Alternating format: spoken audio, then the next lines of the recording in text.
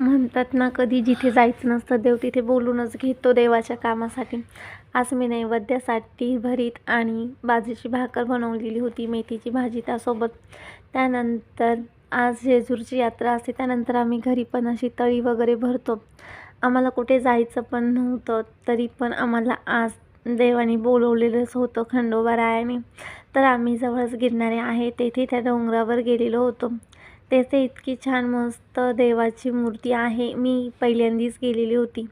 खरंच इथं गेल्यानंतर इतकं प्रसन्न वाटत होतं, का तिथं इतका मोठा घोडा पण होता बाजूला आणि देवाची मूर्ती पण आणि गर्दी पण खरंच खूप कमी होते. आम्ही खूपच उशिरा गेलेलो होतो 10 वाजता. त्यानंतर आमचे दर्शन पण खूप व्यवस्थित झाले. आम्ही तिथे थोडा वेळ बसलो. त्यानंतर निघालो घराकडे. इतकी छान लाईटिंग वगैरे खरंच देवाच्या ठिकाणी गेल्यानंतर खूपच प्रसन्न वाटते. आणि मी इतकी आजारी असतानासुद्धा मला वाटत नव्हतं मी आजारी आहे म्हणून. आणि त्यानंतर हे चिल्लर पार्टीचा असा काही थंड व्हिडिओ आवडल्यास लाईक करा, शेअर करा आणि कमेंट करायला विसरू नका.